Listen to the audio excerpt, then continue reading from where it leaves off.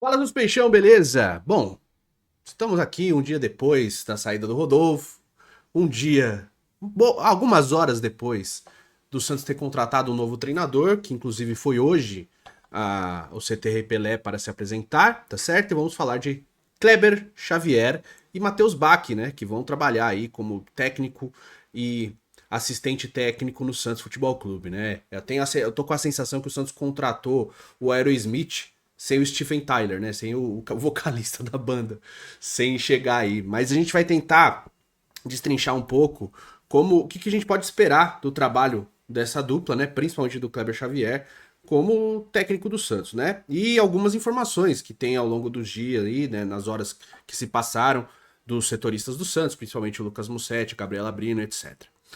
O Mussetti soltou uma informação de que o Santos olha para essa oportunidade, assim como alguns clubes na Europa também olharam, né? O Bayern de Munique para o Hansi Flick, quando o Hansi Flick assume o comando do Bayern de Munique, dá muito certo depois da saída do Jupp Heynckes, né? O Jupp Heynckes se aposenta, para quem não se lembra. O Bayern de Munique contrata o Niko Kovac para ser o técnico e vai muito mal. E aí o Bayern sobe o Hansi Flick, né, que era o assistente do Heinz, para trabalhar como técnico, dá muito certo, ganha a Liga dos Campeões, etc. Né? E assim sucessivamente, Barcelona, Real Madrid já usaram essa linha de trabalho. Porém, ali já estamos falando de pessoas que estavam nos clubes e trabalharam. De outros exemplos que a gente pode usar, e usando o futebol europeu também, é o Arteta, por exemplo. O Arteta era técnico, não era técnico de ninguém, até ser técnico do Arsenal, né?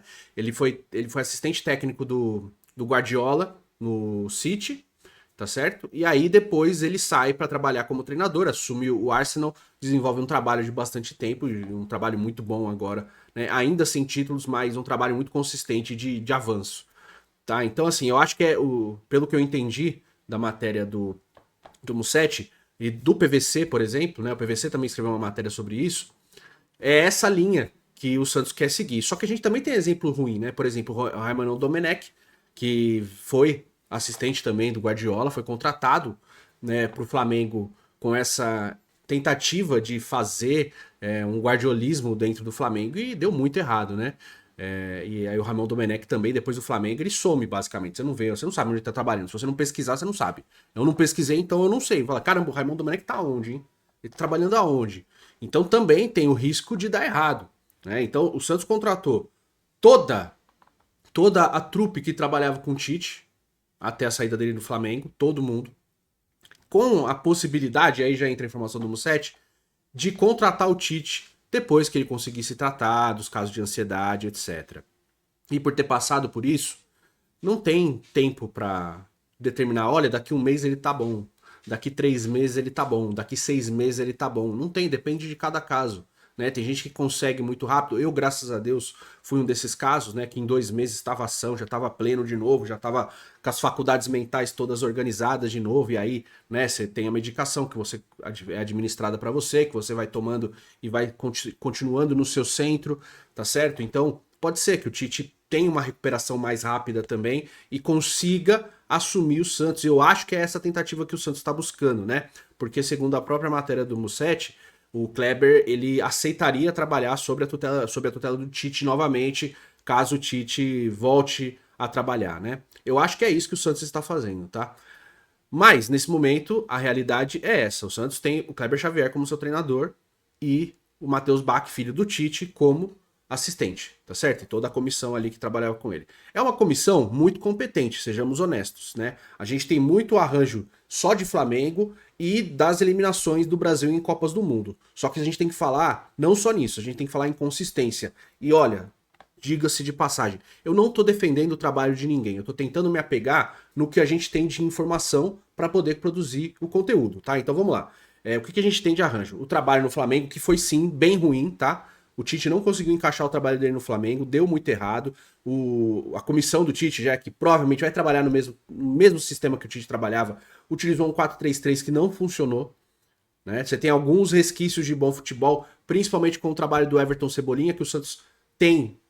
O único jogador que pode fazer algo próximo do que o Cebolinha faz é o Soteldo, só que o Soteldo não tem o poder de fogo do Everton Cebolinha na construção. Né? O Guilherme talvez seja um jogador que mais finalize, mas também não chegar nem perto do que o Cebolinha pode fazer. né? Então o Santos não tem esse cara ali do lado de esquerdo, por exemplo. Sofreu muito, o Luiz Araújo não conseguiu desenvolver um grande trabalho com o Tite no Flamengo, teve muitas dificuldades. O grande jogador do Tite no Flamengo foi o Pedro. Enquanto o Pedro esteve disponível sem se contundir, ele estava com 21 gols em 6 meses de futebol brasileiro, que é uma média muito boa, né? Então o Pedro foi o grande responsável para dar vida ao Tite dentro do Flamengo, né? O 9 dele. Fez um grande trabalho ali, né? Mas teve muitas dificuldades e o Tite acabou saindo do Flamengo porque depois da contusão do Pedro, o trabalho simplesmente ruiu, tá? Não conseguiu desenvolver. Então, olhando para esse lado, no Flamengo teve um início bom e um final bem melancólico, bem triste mesmo. E os problemas de ansiedade do Tite começaram justamente no Flamengo, na pressão em cima do Flamengo. O que não quer dizer que não vai acontecer no Santos, né? Porque a gente sabe muito bem o que aconteceu no CT ontem, né? A torcida invadiu ali, né? Invadiu não. Entrou no CT do Santos, porque o portão estava aberto, para conversar com os atletas ali. Eles mesmos, a torcida jovem do Santos, postou um vídeo com um resumo do que eles falaram, né? Pelo menos naquele recorte ali não tem agressão, tem ali uma reunião de pessoas, né? E com alguns atletas e o César Sampaio ali e o CEO do Santos, né? Calma, gente, por favor, né? Vamos ter calma pra gente desenvolver o trabalho. Então, teve ali uma reunião ali no gramado do CTR Pelé. Então vai ter pressão também, né? O Santos precisa, urge por resultado e urge por melhora, né? Isso é desesperador já. Vou dar uma tossida, com licença. Obrigado. Bom, continuando. O que temos mais? Então, a gente tem o recorte, depois, antes de Flamengo, a seleção brasileira. E vamos lá. Tirando as eliminações, que realmente foram bem complicadas, e a gente sabe aqui, para quem me acompanha há bastante tempo no Futirinhas, eu sou um dos críticos do Tite, eu fui um dos críticos dele, né? Então eu tô pegando o trabalho do Tite e tentando aplicar em cima da comissão dele, porque eu acredito que vai seguir a mesma linha, tá? Pode ser que seja diferente, pode ser que algumas convicções do Kleber sejam diferentes da do Tite, pode ser que ele queira fazer algumas coisas diferentes, mas no normal é que ele repita, né? Que ele replique e vá dentro dessa replicação aí, tentando alinhar algumas coisas, né? Algum posicionamento, mas a tendência é que seja esse 4-3-3 que a gente tá cansado de ver no nosso clube, com algumas adaptações, talvez uma aproximação maior, e assim, eu já falei, eu não sou contra o 4-3-3, eu sou contra esse marasmo, né? E a gente tá num marasmo, esse 4-3-3 é o comodismo e o marasmo que a gente tá impregnado, é isso que está no Santos. Então eu preciso de um choque de realidade, é isso, precisa de um choque, precisa de uma mudança, uma ruptura, precisa de alguma coisa que mesmo que utilize o mesmo sistema tático, mas de uma aproximação diferente. O próprio Sampaoli jogou no 4-3-3 muitas vezes, não é esse o problema, não é verdade? É a aproximação, é a gana de vencer, é a vontade, né? É o empenho. Tudo isso tem que estar aliado ao sistema tático. Só o sistema tático não vai resolver. Você pode botar um 4-4-2 em losango e os caras serem uma merda. Pode ser que aconteça também, não é esse o ponto. A gente quer ver, né, vibração. E a vibração não está acontecendo. A vontade de vencer do Santos continua aquela mesma merda de sempre. Ai, nossa, se não der pra ganhar hoje, tudo bem. Esse é o Santos Futebol Clube, né? Se der, legal. Se não der, tudo bem. É a vida que segue, né? O importante é ser feliz, né? E é isso que a gente não quer. E aí a gente olha pro trabalho de seleção brasileira. E, cara, vamos pegar o recorte todo? Desde que o Tite assume em 2016 até a saída dele em 2022. O trabalho, num contexto geral, é maravilhoso, tá? O Brasil, ele deitou nas duas eliminatórias, ele venceu a grande maioria dos amistosos, acho que ele perdeu um com o Tite, se eu não me engano, pra Inglaterra, tá certo? E um pra Camarões. 2 amistosos, se eu não me engano, o Tite perdeu pela seleção brasileira, tá? Uma das derrotas, inclusive, foi bem no pós-Copa de 18 ali, né? Aquela ressaca, o time não tinha ido bem, aí tem começo de reconstrução, mas em eliminatória, valendo e tal, o Brasil deitou e rolou. Isso é um fato. Com ou sem Neymar, né? Ganhou a Copa América de 19 sem o Neymar, tendo o Daniel Alves como um dos principais jogadores, que foi eleito, inclusive, o melhor jogador daquele campeonato, né? Sendo um lateral construtor, um lateral que fechava muito pelo meio ali para construir e não para destruir, não para fazer ultrapassagem em linha de fundo, que é uma coisa que aquele 4-3-3 dele ofereceu, entendeu? Então deu muito certo naquele momento. Que mais? Aí acabou derrotado na Copa América de 21, né? Com aquele jogo contra a Argentina lá que o Renan Lodi entrega a bola pro Di Maria fazer o gol que dá o título à Argentina, mas teve naquele jogo, para quem não se lembra, o Neymar jogando muito bem mesmo, né? O Brasil não ganhou porque a seleção, o time inteiro não estava muito bem, não. Mas o trabalho de eliminatória foi muito forte, né? Muito bom, muito assertivo, deu muito certo. Ganhou a maioria dos jogos, mesmo os jogos ruins, o Brasil ganhava, tinha um controle de jogo muito grande, não sofria praticamente na defesa, né? Tocava pouquíssimos gols, a média de gols sofridos da seleção no trabalho dessa comissão técnica toda, óbvio, capitaneada pelo Tite, foi de uma média de 0,3 por partida. Então tinha uma defesa muito sólida. É diferente também o sistema de seleção e o sistema de clube, tá certo? É diferente, a gente tem que saber disso.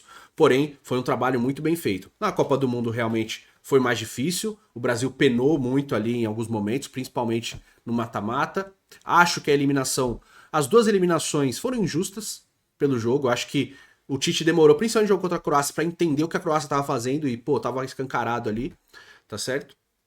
Mas ainda assim estava classificando com um momento de genialidade do Neymar ali que acabou sucumbindo depois numa falha de marcação da seleção brasileira. E na eliminação para a Bélgica, o Brasil jogou melhor que a Bélgica, acabou derrotada, né? E faz parte do futebol, tá certo? O primeiro tempo foi bem difícil do jogo contra a Bélgica, o Brasil acabou tomando 2 gols numa falha, 2 falhas do Fernandinho, né? Principalmente no segundo gol ali na cabeçada contra. E depois, no segundo tempo, o Brasil cansou de perder gol, né? E não conseguiu fazer além do gol do Renato Augusto. Né? Inclusive o Neymar teve chance, o Gabriel Jesus teve chance, teve pênalti não marcar, 2, inclusive não marcados naquele jogo na seleção, mas o Brasil acabou eliminado, o fato é esse. Só que eu acho que tem mais coisas positivas no trabalho geral da seleção brasileira com o Tite, né? Mesmo nas críticas que eu mesmo fiz em convocações, que são coisas diferentes de clube, tá? Mesmo nessas críticas, eu acho que teve um trabalho mais consistente, um arranjo bom pra gente entender, né? Só que seleção é diferente de clube. E a gente tem o Flamengo e tem o trabalho no Corinthians anteriormente ao Flamengo. E o trabalho no Corinthians dele eu não preciso falar, né?